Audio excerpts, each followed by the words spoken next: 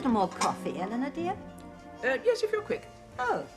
Sorry, but it's very important on a Saturday that one gets to Sainsbury's before the yuppies wake up. Otherwise, one gets stuck behind trolley after trolley load of Perrier, Mange Tout. Garlic, don't you find? I wouldn't know. What? Well, you see, since I've been living at the Sycamores, I don't have to bother about food shopping and that kind of domestic trivia.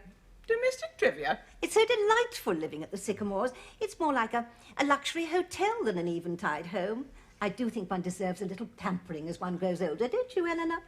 Yes, well, And the food is so delicious, apart from anything else. You'll never guess where our new chef at the Sycamores used to work. Where? British Rail? No, Eleanor, at the Savoy. He was in charge of all the vegetables. Oh, well, then he'll feel at home at the Sycamores, won't he?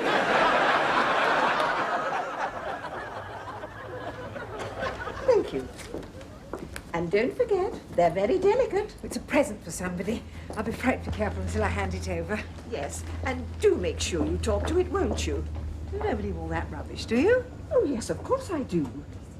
Don't I, George? Well, if you say so. Come along, Brenda. Walk, please. And, of course, the advantage of not seeing so much of each other is that Tricia and her husband are so charming to me when we do meet up. Yes, well, it must be easier for them, mustn't it? Only having you in small doses. Well, at least Tricia's never been as rude to me as Sarah is to you. Oh, that's not rudeness, Vera. Well, it's a very convincing imitation. What you have to remember, Vera, is that my relationship with Sarah works because we both maintain our independence. We have our separate parts of the house and we wouldn't dream of encroaching on each other's... Oh, that's Sarah's telephone. I must just see who it is.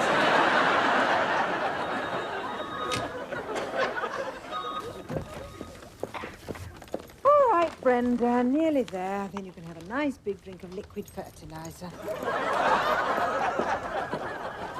Yes, 8 o'clock on Tuesday. Fine. I'll tell Sarah as soon as she... Oh, actually, she's just arriving now. Would you like a word with... Oh, very well. And I'll look forward to meeting you too, Adrian. Goodbye. Well, Sarah, I have a message for you. What are you doing here? It's a message from Adrian. Now, you haven't mentioned Adrian to me, have you? What are you doing here? Adrian says, can you make it Tuesday, 8 o'clock at Luigi's? What are you doing here? Really, Sarah, dear, you seem to have got your needle stuck. And it'll stay stuck until you answer my question. What are you doing here? Well, your telephone rang, and I just popped up... Really, Mother, we've been over this more times than I care to contemplate, and I thought I'd made it clear that I don't like you coming into my part of the house uninvited. Well, if I hadn't come up, you'd never have found out what time to meet Adrian on Tuesday. He would have rung back. Incidentally, Mother, on a completely different matter, you haven't by any chance borrowed a cake tin of mine, have you? What? Oh, yes. Yes, I did. Mother, I spent most of yesterday evening turning the house upside down to find that. Well, I thought you wouldn't mind lending it to me just for a couple of days. Now, I don't mind, Mother. You are welcome to borrow anything of mine so long as you ask me first. Oh, very well, dear. I get the message. Oh, what's this? It's none of your business what it is. Temper, Sarah, temper. Now, do tell me all about Adrian. You've never told me anything about anyone called Adrian, have you? No, I haven't. And do you know why? No? Because I didn't want you to know anything about Adrian. No. Still, I do know about him now, don't I? Yes, because you have once again been snooping in my part of the house. I don't like that word, snooping, Sarah. Oh, well, perhaps I can find a better one. Peeping, peeking, poking your nose in, prying, spying. You will stop me when you find one you do like, won't you, Mother? It strikes me that if you don't like people snooping into your private life, it must be because you've got something to hide. I've got nothing to hide. Good. Then you can tell me all about Adrian, can't you? No, Mother, I can't. Why not? I don't want to. I just want to be left alone. I see. You're saying you don't want me here. Yes, at this precise moment, that is exactly what I'm saying. Very well, Sarah. I understand. I'll leave you. Don't imagine I haven't other places to go to. I'm sure you have, Mother. Right. Then I'll go to one of them. I know when I'm not wanted. Goodbye, Sarah. Oh, Brenda. I wish I could have been brought up like you, in my own little private pot with never a parent in sight.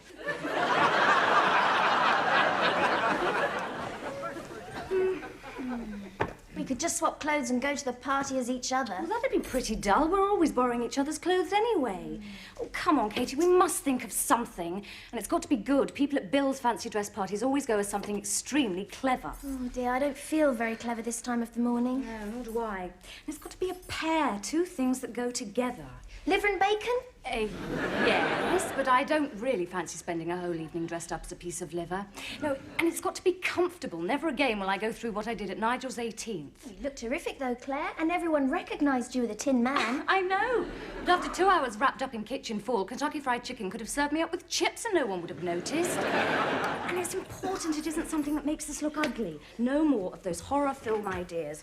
I mean, having your face covered with warts and scars may win prizes, but it doesn't do you much good for the slow dancing afterwards. Oh, I see. You've got your eye on Steve tonight, have you? Well, you never know your luck. Or would I be treading on your toes? No. No. Well, not much. Look, I promise I won't chat up Steve if you promise you won't tell Miles I went to that disco with Trevor after Robin and Sharon had left Tina's party. It's a deal. Oh, I'm not inspired by any of this. Nor me. I often wish I was a bit brighter, you know. That's a thought. Perhaps we could go as thick and thin. But I'm not particularly thin. Oh, never mind, Katie. Look, if we can't think of anything by lunchtime, I'll go down to Bygone Books. Russell's sure to have something on costume. Yeah. Oh, incidentally, it's his birthday today. Mummy's giving a party for him. I promised we'd drop in briefly before we went to Bill's. All right with you? Sure. Oh, there must be something we can go as. A good pairing. Bubble and Squeak. Terrific, but how do you dress up as a squeak? But I think we should aim to get a laugh when we arrive. Yeah, I suppose it has got to be something funny. Pity? What? Well, I was just thinking, that rules out little and large.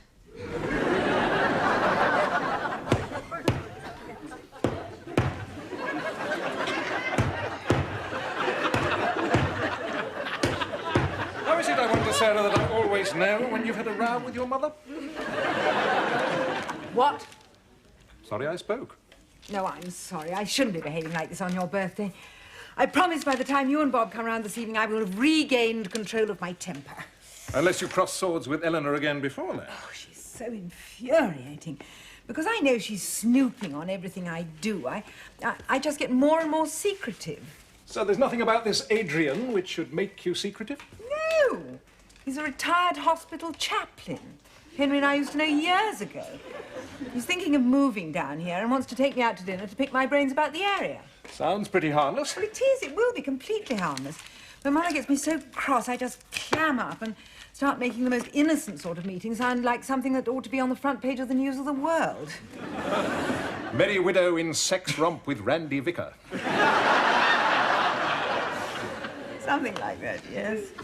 Oh, I know I shouldn't fly off a handle at her so easily as I do. It is rather playing into her hands. Yes, and it's so illogical. You know, if Mother were to chop me up with an axe and send bits of me off in jiffy bags all over the world, I'd still somehow be made to feel it was all my fault. I'm not sure that logic plays much part in the dealings between mothers and their offspring. Well, it certainly doesn't in mine. I mean, I'm always completely logical, but she never is. You do sound like Eleanor when you say that. What? Sorry. Just a little joke. Dangerous ground to joke on, Russell. Yes, never again. Promise. Thank you. Right.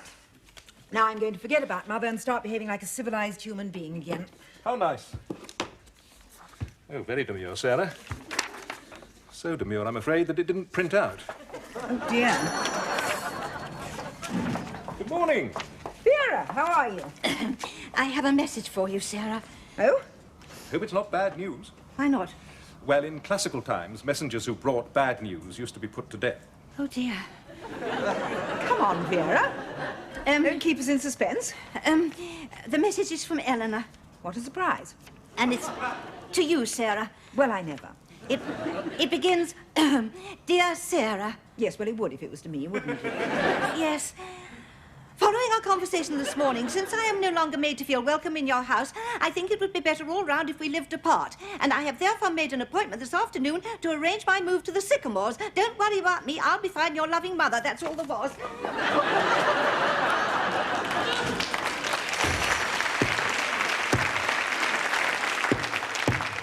I don't believe it. Now, this one's come out very clearly, sir.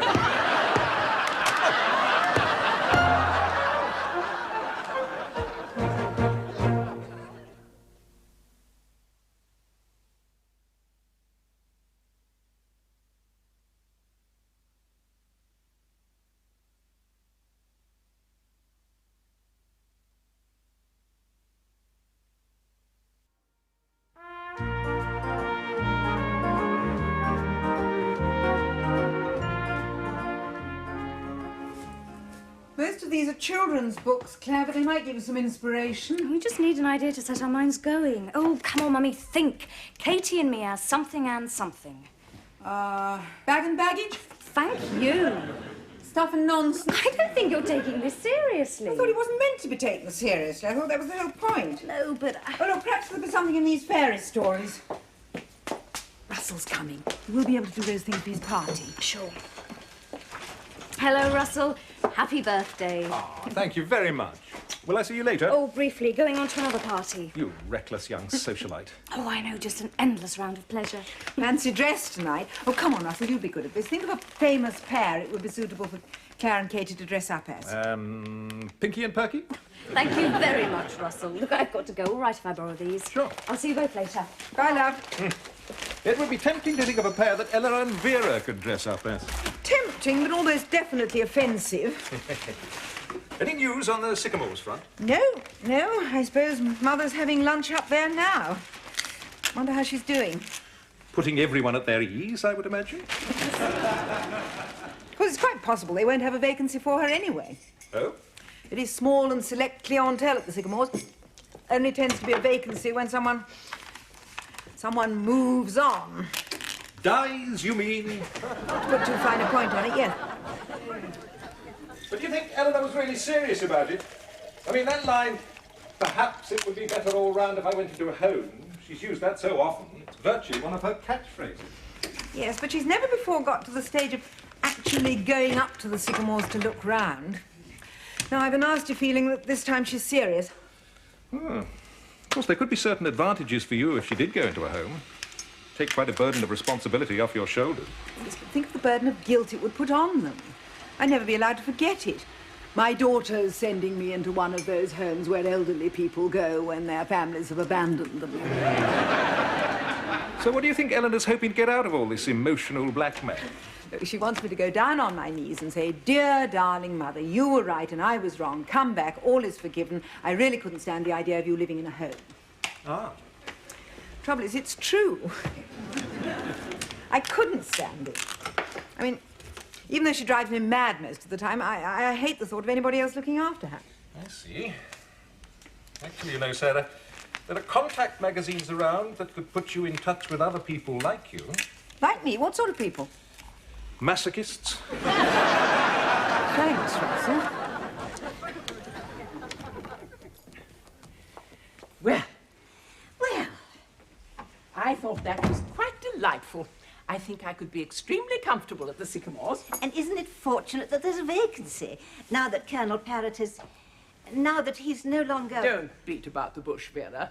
It's not as if you didn't go to the funeral. No. That conservatory at the Sycamores is an enchanting little sun trap, isn't it? I can just see myself curling up there in that great big lounger. Oh, you wouldn't be allowed to use the lounger, Eleanor. Why ever not? Well, you see, the lounger was Colonel Parrot's. And now that he's no longer... now that he's... Dead. Yes.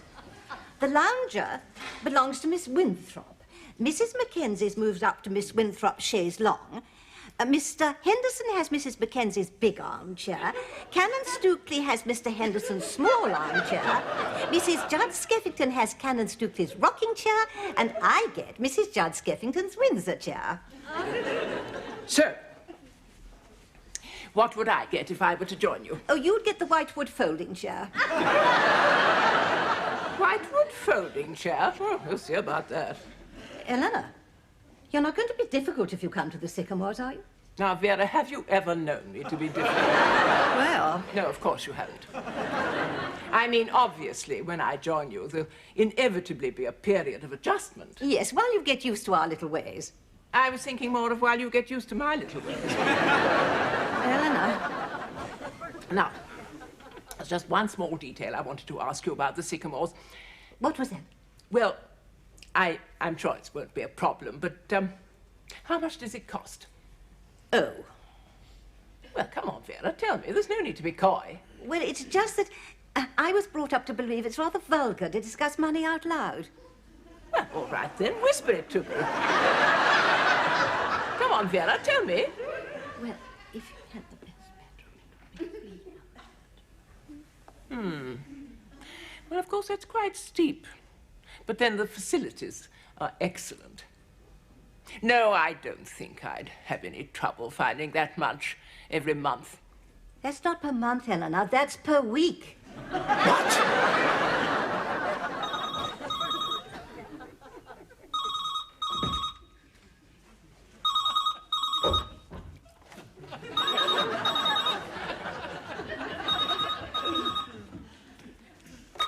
Hello? No, this is her daughter. Oh, right. Yes, there'll be somebody in then. Round 4. Okay, bye-bye.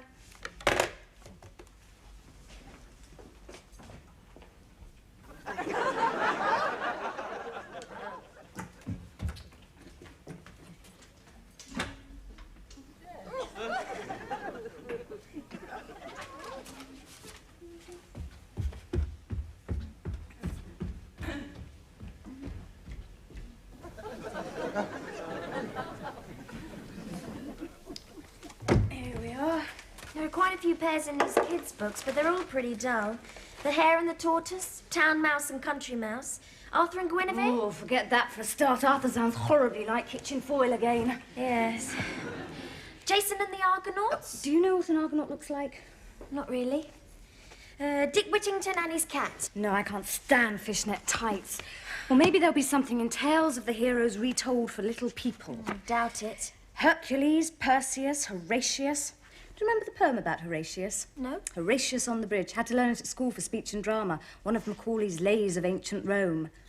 Reckon we could go to the party as a couple of Lays of Ancient Rome? I think I'd be asking for trouble, Claire. Yes, you're probably right. Charlemagne, Robin Hood, William Tell, Alfred the Great. Katie, I've just had a wonderful idea. Claire, if you think you're going to get me to this party dressed as a burnt cake, forget it.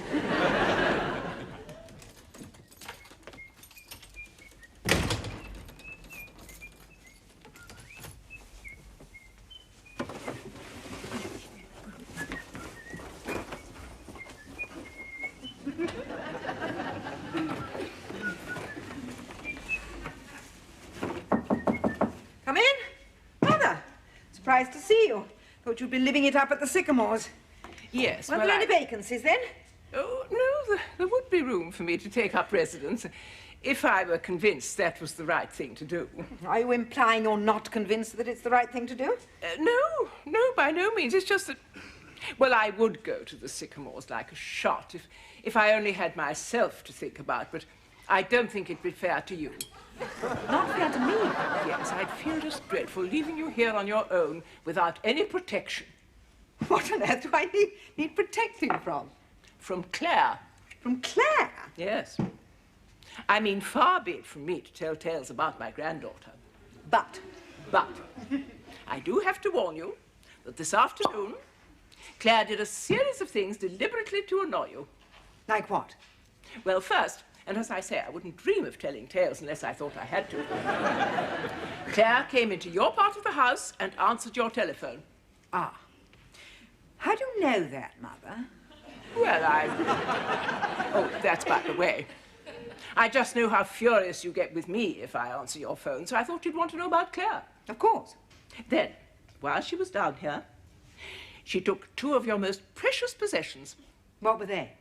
That parcel you made such a fuss about this morning, and your cake tin. Oh, dear. So now you'll understand why I couldn't contemplate going away and leaving you alone in the house with a daughter who'd behave like that to you now, could I? Of course not. So, all thoughts of the Sycamores have gone, have they? Well, for the moment. I see. And your change of heart was nothing to do with, say, the cost? Good heavens, no, Sarah. Your happiness was my only consideration. Of course. Come on, give us a hug, you old humbug. Old humbug. I'll have you know, Sarah, I'm still quite likely to move into the Sycamores when I... Oh, that'll be Russell and Bob. We'll forget the Sycamores were ever mentioned, Mother. We certainly will not, Sarah. Evening. Where's Bob?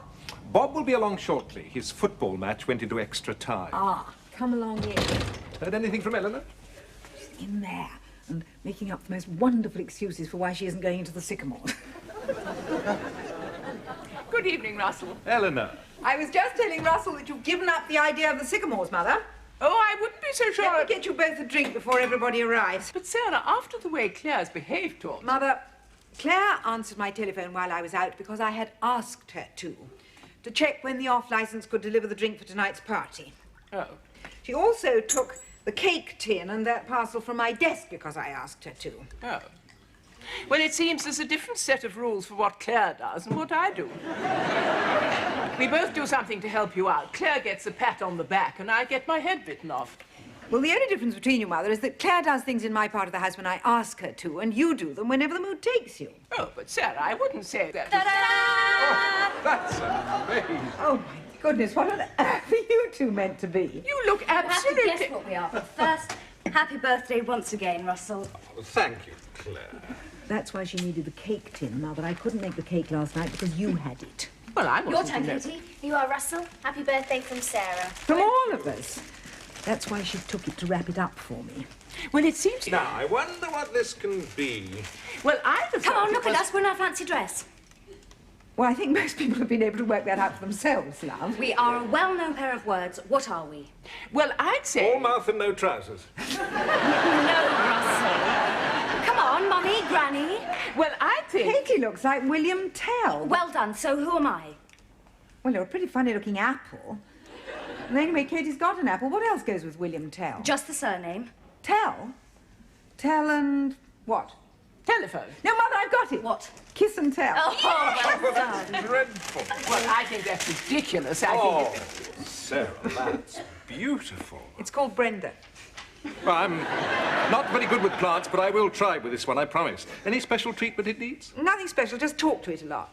Well, I'm not sure that I'm that good at talking to plants. Then jolly well give it to me. And you'll talk to it, Eleanor? Yes, nobody else seems to be listening to me.